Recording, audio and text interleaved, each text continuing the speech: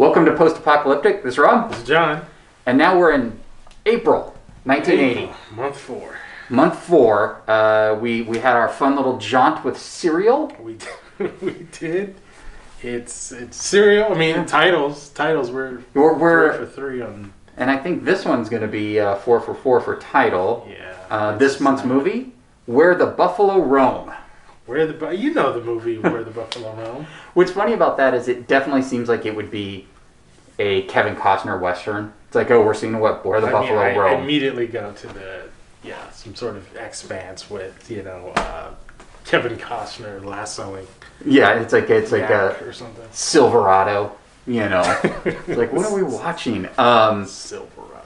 So Where the Buffalo Roam is a movie I have seen once. I remember it in the video store all the time. The box, which you'll see later, is Bill Murray behind a typewriter with like kind of an eagle behind him, or like a bat. Yeah. I remember that so vividly, going to the video store going, oh my God, Bill Murray. And this was early 80s, so it's like, this was 1980, this movie, but Bill Murray's the biggest thing in the world. It's like, I haven't seen this Bill Murray movie. Wow, I haven't seen this one. And I watched that Bill Murray movie going, this is not the Bill Murray movie I thought it was. It's a very much, I think, an R-rated movie. Yeah. And I was coming, it's like Meatballs, Ghostbusters, all Bill Murray classics, and you get to this and you're like, it's sort of like when he did that serious movie, Razor's Edge. Yeah. Where it's like, this isn't Bill Murray. Yeah, this isn't the Bill Murray I know. And as a kid, you always think everyone's sort of the same thing. You want Meatballs Bill Murray. Totally. And you get Razor's Edge Bill Murray. But Where the Buffalo Roam, based on a Hunter S. Thompson, which I didn't know at the time, which will probably make more sense when we watch the movie. I mean, is it going to make sense? I mean, or is it just stream of consciousness? From what I remember, it's a lot of stuff. But I don't remember one thing about this movie. I remember seeing it, and I remember seeing the video at the video store all the time. Okay. It's made a big impression on you, this video, this box. But it's the thing, it's like an image. Yeah. Like, I don't remember the movie. I don't own the movie. This would literally be the second time I've seen it in, 40 years. So, I mean, maybe it's 35 years. I think I maybe saw it in 85. So it'll be fresh. It's basically a movie I have not seen. And this is actually probably the movie that has probably the biggest stars. Peter Boyle, Bill Murray, and I don't remember, there's like 2 others. Yeah. Bigger star event. But, so let's go roam where the buffalo are. Let's do it. Kevin Costner? No, he's not. No, not in the, is this, no, Buffalo. Buffalo. And Clint Eastwood? Is it a Western? Is there a Buffalo Bill? Buffalo Bill. Oh, yes. I hope. Please let that. Where the buffalo roam. What's so funny is that this was the same year Caddyshack came out. Really? Yeah, Caddyshack came out in like a couple months. So it's like the taste of whatever exists was a failure. No big deal. Like, so the year before was Meatballs. So he had like sort of this high, and then it was like this movie probably could have tanked him had he probably not had Caddyshack right away. And he was also on SNL. Huh. Right. Bill Murray. Good old Universal. Taking a chance in the beginning of his career. Listen to me, please. Yeah, I'll pray with you. Sure. I can't. One of those Sony cassettes. Big mother, 1800. Lots of white paper, Philly bond. Big pens, medium point blue. Verdes, the Coliseum. The Pepsi, Coca-Cola bottlers of America. Coke adds life. It's the real. Armed insurrection. Peasant land seizure. Can dig it. Ghost Riders. The Doom. And the Screwheads. Savage tribal thugs who live off illegal incomes. Bro. No place, you and me. We got land, we got dope, we got women. What kind of women will go there? You can say no. That's not. All right, review time. Review time. Where the buffalo roam. Yeah, well, it started out with Buffalo. It did. Roaming. The opening shot with Where the Buffalo Roam song and a snowy field with buffalo. It was like, okay, I thought it was in for a different movie than we were actually in for. Yes. From that opening. But it was refreshing to see Bill Murray. Yes. and I think, Bill Murray, from what you were describing when you said Bill Murray's not the Stripes, he's not the Meatballs Bill Murray. This is another Bill Murray. Right. I was expecting, a different turn, like a Robin Williams and Good Will Hunting. Yeah. I was like, oh wow, this is grow a beard. And be serious. No, he did that in Bill Murray did that Razor's Edge. I think I mentioned before. Like that was his, but like his Razor Edge. Like Robin Williams did that later in his career. Right. Bill Murray was like 6th movie or something. It's like, I'm doing Razor's Edge. It's my serious movie. He's one of those actors that just, is going to do what makes him, what he likes, We might even revisit this movie. Yeah. It's a lot to process on this movie. But we'll try to do it. So we're going to try to do something called 5 questions. Let's do it. They're still working on it. For story and acting, question 1. Is this a good story? And 2, how was the acting? I mean, you say it's interesting. It's about a legendary writer, but it's you say story. Yeah, this and it's like it's not really much of a story as far as like a structure there. And I think anything about Hunter S. Thompson with really structured story is probably not the right way to go. So I think, I get it, but looking at it and then sort of from the lens of the 80s, it's just sort of like, I don't know, it has a lot of different elements of sort of an 80s movie. And so with those, in those, that sort of visual signature that the 80s had, it's interesting. It's so powerful that like you look at the cars, you look at the wardrobe, you look at the set design, and you think, okay, and you look at the way the actors are. You look at the performers, and you look at the performances, and you're like, okay, I know what this is. I know what we're in for. And so for a lot of the movie, I thought that that's what was going on. I was like, okay, I know Bill Murray's doing like a bit, which comes off in the beginning as a bit. Yeah, it comes like he's doing a bit. Yeah, it seems like he's still in his SNL, and it's like, oh, this is how the character talks? I'm going to talk like him, and it's kind of jarring in a weird way.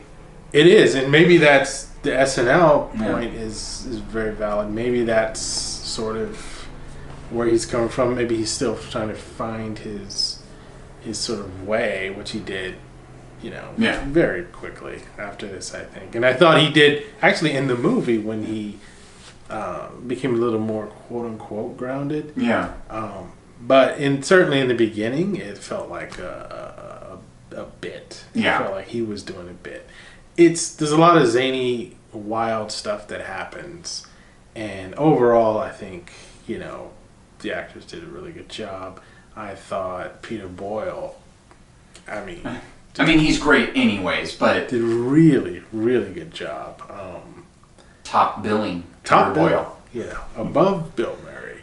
Which seems so crazy. Peter Boyle's always been a really good actor, but you think of, Bill Murray's Bill Murray. So you're like, oh my God, I guess everyone has... for God's sakes, Craig T. Nelson is cop on stand. Yeah, he's very good at cop on stand, but he's just cop on stand in the courtroom. And, that's it. And he becomes a star later. Shortly after. Yeah. we're not even talking I'm so terrible with dates, but honestly, isn't Poltergeist 83? 83, 84, something like that. We're talking 3 years later when he went into probably filming Poltergeist. I know. It's they looked at a cop on stand and they had to have him. So, question is the story. The story, I think, is... It's a weird one because it's told in segments without a through... it's... There's no thread, really. Yeah, it's just sort of here's moments, but we don't really know if is this Hunter's story? Is this Laszlo's story? Is this a biography? It's... Yeah, I always felt it was Hunter's story. But I also felt it was Hunter's story because this is more of, and this is sort of a term I hate, but I'll use it here, like a character piece. Yeah. You know, Well, where John's pulling out his USC grad. it's just like, whenever I hear it go, oh, character piece. You feel it as you're saying it. Oh. It's like, so an excuse not to have a story? Okay. Yeah. If it's not, if you don't recognize the story, it's a character piece. That's good to know. Like, so, like, when you turn in your student film, I don't know about the story. It's a character piece. We're really diving in. Oh, okay. And this now I guy's get really it. good. Yeah, so I just thought it was, and with it being a character piece, it was like, you know, I had like watching Bill Murray, but like it was, I don't want to use the word disappointing, but like in the beginning when it was like he was doing a bit, it was like, what am I supposed to get from this character? It's like, how am I supposed to root for him, or, you know, but besides him being, you know, affable and funny, it's like, and kind of goofy. It's like, you know, I know Hunter S. Thompson is not just some buffoon. Yeah. You know, he's got a lot of, you know, gravitas, to use another word. Sorry, Kiefer. I'm just gonna put USC. Like the colors, like they're right behind you. A little flag comes down. It's like Kiefer's favorite word. You know, so the whole movie is just like a mystery. It's like, well, how does he write? Yeah. When does he write? I don't know. I mean, he's so busy, quote unquote, ruining himself. Yeah. But we were talking about, he knows his limits. He knows his boundaries. He knows what he needs to get it done. For you and me to write the same stuff, not write the same stuff, but if we had the same assignment, we wouldn't handle it with, you know, drugging and binging, you know, all the time. Yeah. But, you know, he knows what, you know, he needs to do to get it to where he needs to get it. So Just the subtleness of a lot of it was very Bill Murray. He's good. But you kind of wish it was like, I wish 85 or 86 Bill Murray did this movie. Oh, yeah. Like, you know, because he progressively with anyone else gets better. But like if he had done this movie even after Ghostbusters, which, I mean, it would have been this movie would have never been made after Ghostbusters because they would have wanted a hit. They wouldn't have made this anyways. Right. But his probably confidence as an actor might have made his performance, because some of it does feel a little, like we said, sketchy. Like even when he's trying to move, it doesn't seem fluid. He seems very kind of stiff, but his acting chops are really good though. Yeah, they are, and they come out and they become apparent, especially when he has his turn or his moments where you know, his limits are being pushed a little too much, and he's just not going to go there. Yeah. Ex-lawyer sort of. Which kind of starts, when he picks him up after the Super Bowl, even though he's still sort of in that mindset because the whole Super Bowl scene in the hotel room. But when he gets to the destination with the guns, it's kind of like he's like, okay, I'm the guy that sits in the hotel room and trashes it. I'm not this guy. Right. And he's always trying to like be present but also try to get out. So, I mean, you really saw like that was when I felt like you really saw Bill Murray acting, like the character shift. No, definitely. And you're right. Like, if 1984, 1985 Bill Murray, there's some certain things in this movie, certain scenes in this movie where I'm like, okay, I can see that Bill Murray in this, and he would handle it, you know, a lot more deftly than this one. You know, and again, we don't know if it's direction, if it's whatever. You know, he could have been directed that way. I don't know. You know. All right, number 2. What do you think of the overall look and how the film was shot? I thought it was okay. I thought, you know, I mean, I just find myself more and more, which I hate, criticizing the camera work. Okay. So the camera work was basic, and it was, you know, it was just okay. I just felt like it wasn't placed. Spielberg. it just wasn't placed in in a way to really maximize the performances sometimes. I find that in most of these, I think like people are still trying to find their way. I know like so the auteur generation was sort of born, maybe a decade earlier, and there's still some like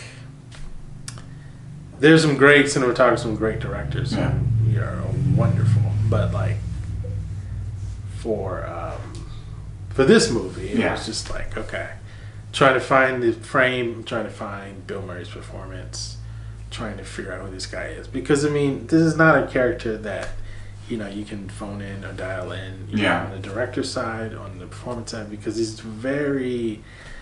he walks a lot of tightropes in terms of tone, in terms of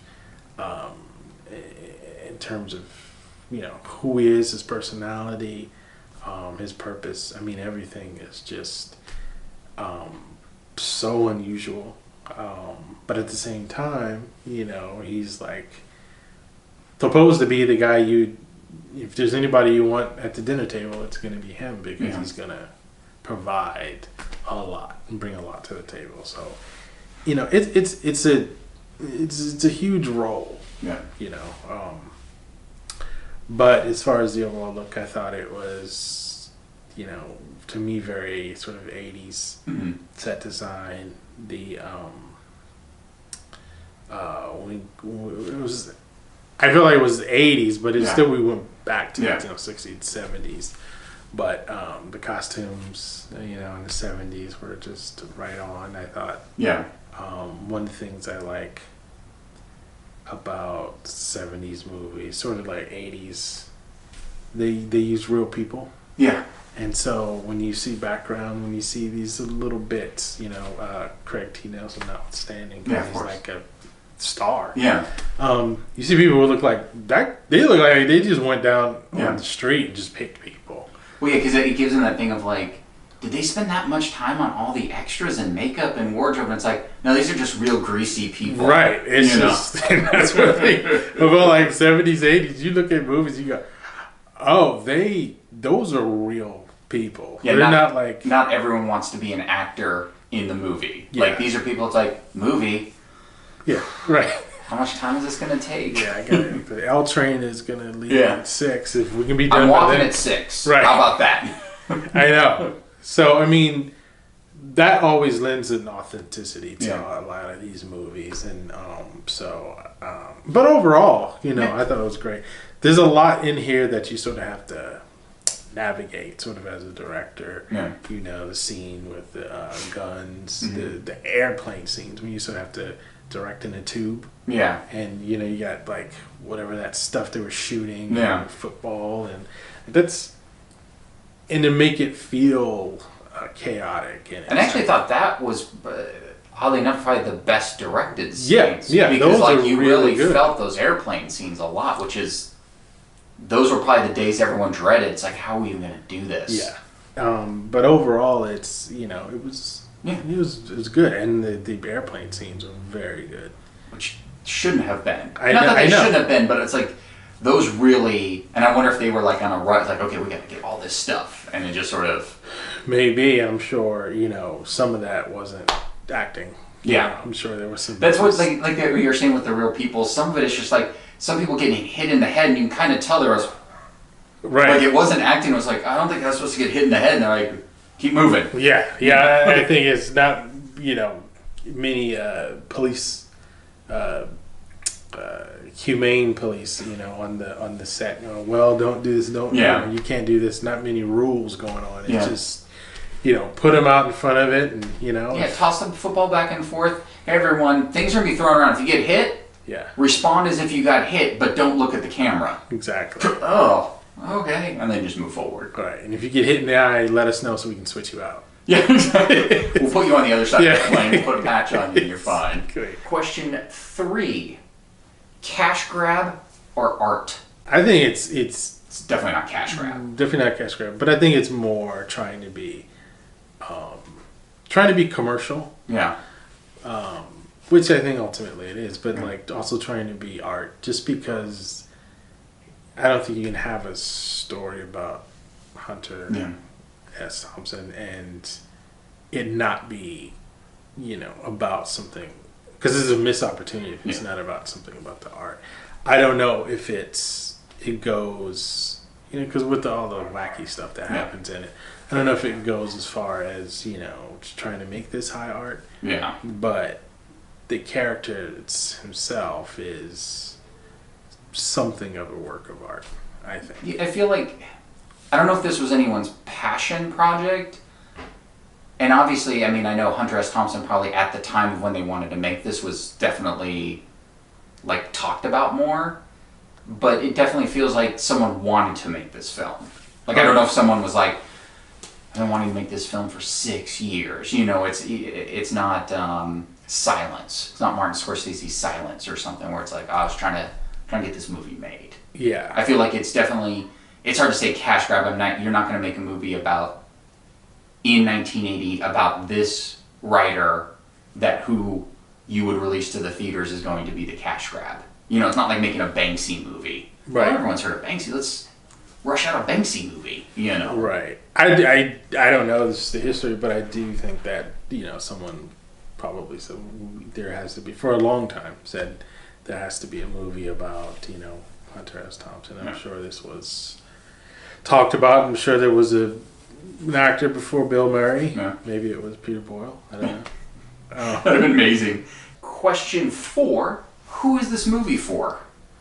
Ooh, that's always a tough one. I mean, in the 80s, not really normally. I mean, as we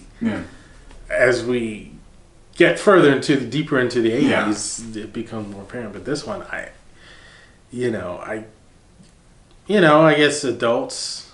Is this for college kids? I mean, are we looking at like early 20s who maybe, I don't know, I was like idolize Hunter for his antics? Because I don't know, I know very little about Hunter S. Thompson. I know he exists, I know what he's done, but I don't know his rise and sort of ebbs and flows. Like, was everyone in college at the time in love with him? And like, are these people in their late 20s going, oh my God, finally a movie about Hunter?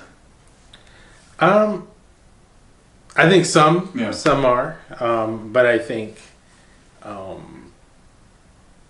Hunter, though he's a great writer, different writer, he's of a culture. So I think that you sort of have to pull from that culture, and even if you weren't an aficionado of him per se, you still get stuff out of this movie.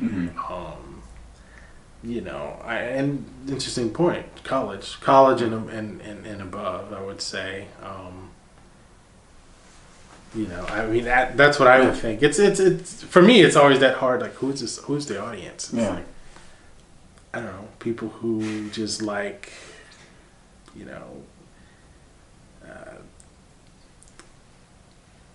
it's comedy. It's it's really a comedy. Yeah, is what it is. It's I want to say like a dramedy, but even the points where Bill Murray sort of made that turn and that flip, and was more grounded. I can't say that had the heft of something that was like dramatic. Per se, but I think it's a good time. Yeah. I had a good time watching it. April was kind of a dead month of movies. It was the Baltimore Bullet, the Private Eyes with Don Knotts and Tim Conway, and this movie was April. To think about 1980, April, and there's 3 movies that came out. I know. Number 5, timeless or of the time? Of the time, but I think because Bill Murray is such ingrained in and he exhibits Bill Murray. I mean, he wasn't at this time just in this movie. He was SNL and Caddyshack. Caddyshack was I think 2 months coming, 2 months away or something like that. He's in the culture. He's feeding into the culture right now, and as to this day. So I think that, just watching him, it's, his performance, I think, is probably, something that's timeless. I mean, as far as a movie, I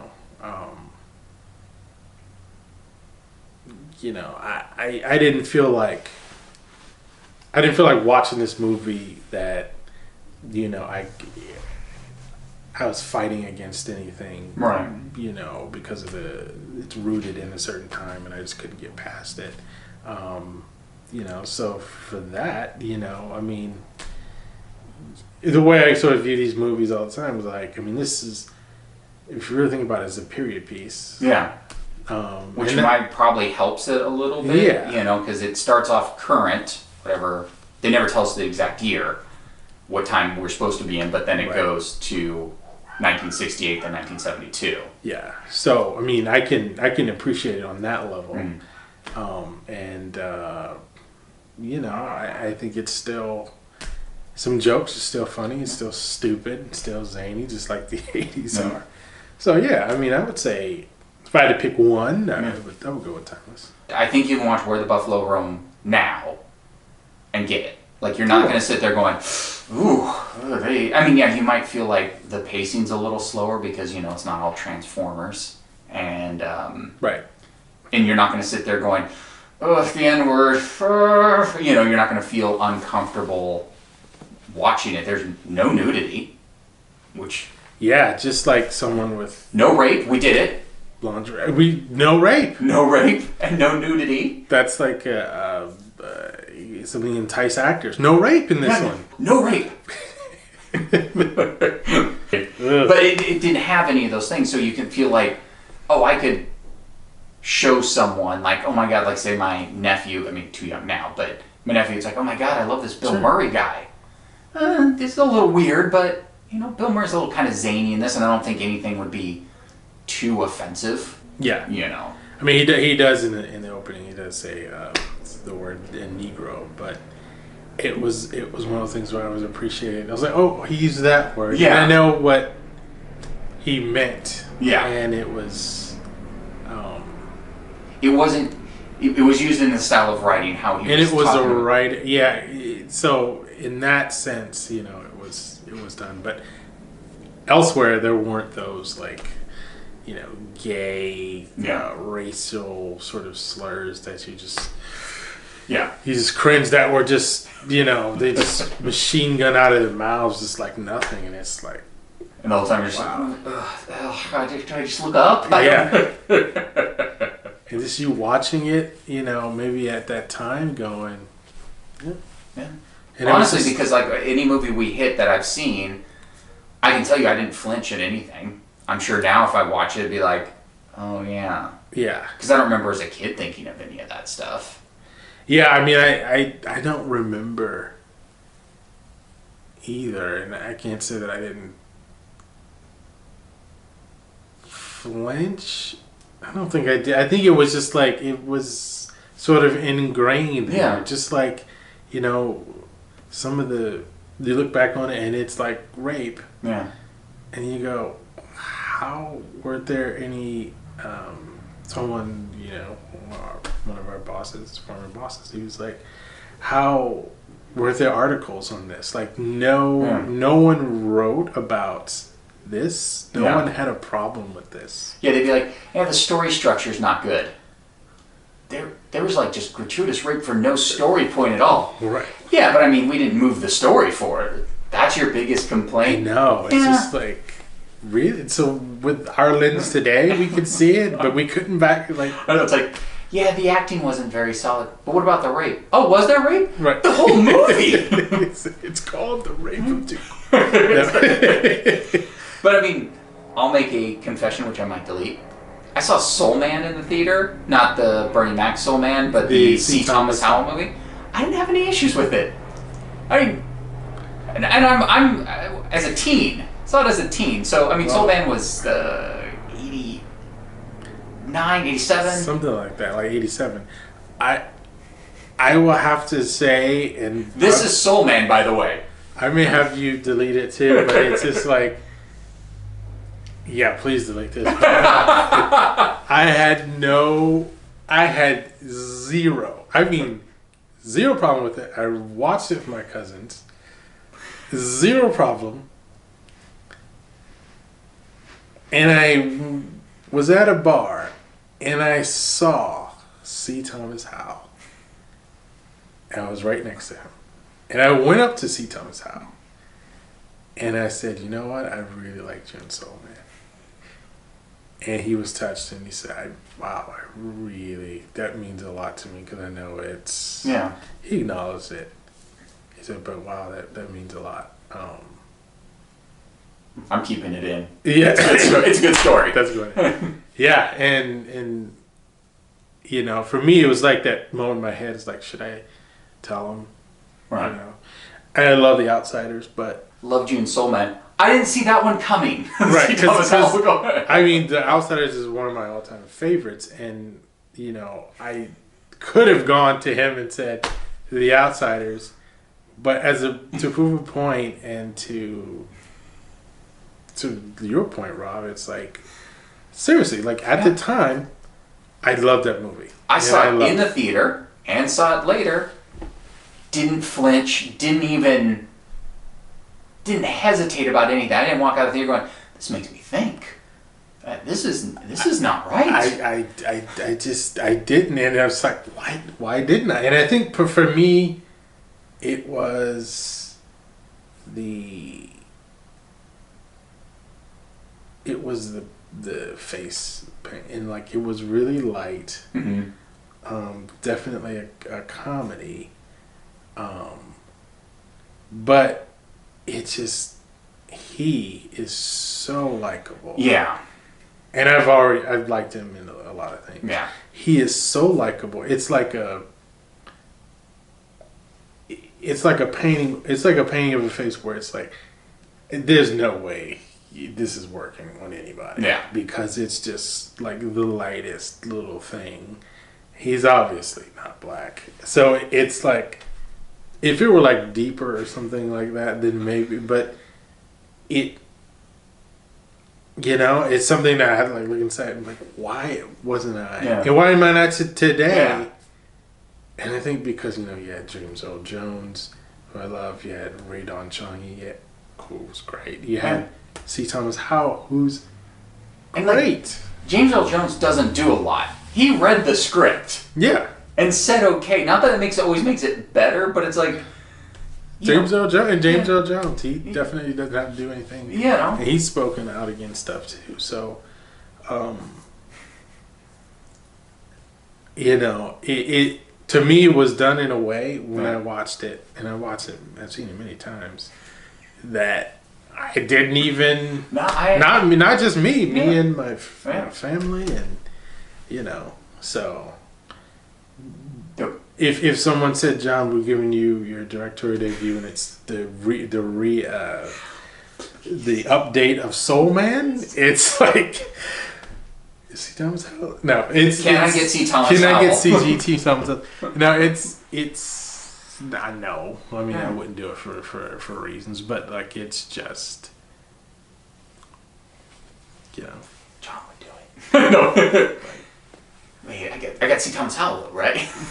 C. Thomas Howell? Well, I'll do a spin. I don't know. He has to go back and do it again. Right. Well, it's so funny too, because you hope they burn the footage.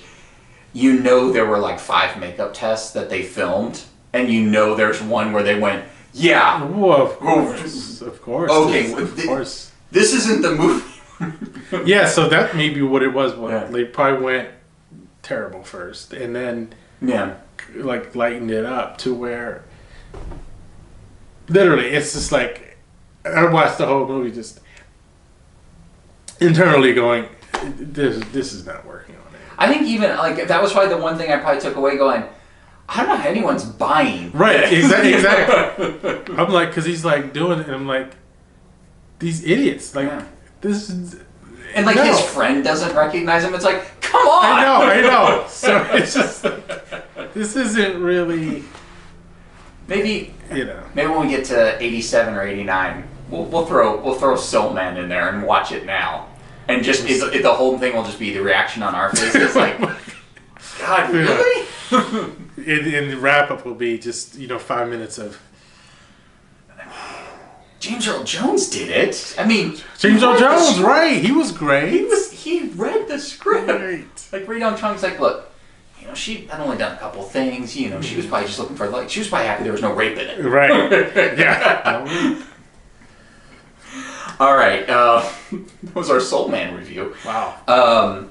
Final thoughts. Overall, I mean, Bill Murray. And Bill Murray just you could just watch him do anything, because when he's in a room, he does everything. Yeah. He does so much. And just sort of thinking about his character, like doing a bit, not doing, and sort of gradually getting, I thought, better as an actor in the actual movie. I enjoyed it. Yeah. Yeah, and like all the bits, the comedy bits, I think work. So, and I think Bill Murray's a reason to watch it, but I also think that Peter Boyle's a reason to watch it. So mostly for the mustache and the hair. Yeah, 100%. So yes, I would definitely give it a watch. I didn't know what to expect. I didn't either. It's a little slow at first, like with a lot of these movies. But in the end, I feel like we'll probably talk about this one probably more than the previous three. Yeah. There's just a lot to take in, and from acting and performances and what this movie is. Yeah, and I think that's what it is. It's like Hunter Thompson is not, your normal character. You can't just say, oh, he's this, he's that. He's like an enigma in many ways, but I just think that it just makes you think. It makes you go back and really, because there's no part of this movie where you're just like, okay, I got to figure it out, because it's just sort of all over the place. Yeah, you don't realize you're watching him grow, even though he is. Yeah, you don't realize it. There isn't a traditional story thread, so it's but you are watching him grow through the storytelling. Yeah. And I mean, if you want to, I'd say definitely check this out first if you haven't seen Fear and Loathing. Fear and Loathing is what this movie probably wanted to be. I'm sure anyone who disliked it, if they distanced themselves from this movie, watched Fear and Loathing and went, oh, that's what we wanted this movie to be. Yeah. But no one would have watched that movie. You released Fear and Loathing in Las Vegas in 1980, no one's going to understand that movie. It's just going to be weird. That movie worked because it's just weird. Right. You had everyone behind it. But, all right, so one more thing. Vault it or view it. That might be a thing. Or view it. I mean, you already said I think you would view it. I would view it, yes. Yeah, for sure. Yeah, I definitely think it's one to check out. I mean, it's, so far I feel like this was the winning streak so far. My streak, one. Yeah. I mean, who knows what May's going to bring, but so far April showers bring May flowers, hopefully. I don't know what that means with anything. So don't forget to like, subscribe, follow, comment. Yes. Website. I think that's everything. I think you have to smashing everything. Smash. A lot of smashing subscribe buttons. Subscribe buttons and stuff like that. Do it all. Thank you for joining us on Where the Buffalo Roam. Yes. Where the Buffalo Roam. It's aptly titled. It is. They use the song. Yeah. You will hear the song. And you will see Buffalo roaming. This has been Post Apocalyptic Show. This is Rob. This is John. Take it easy.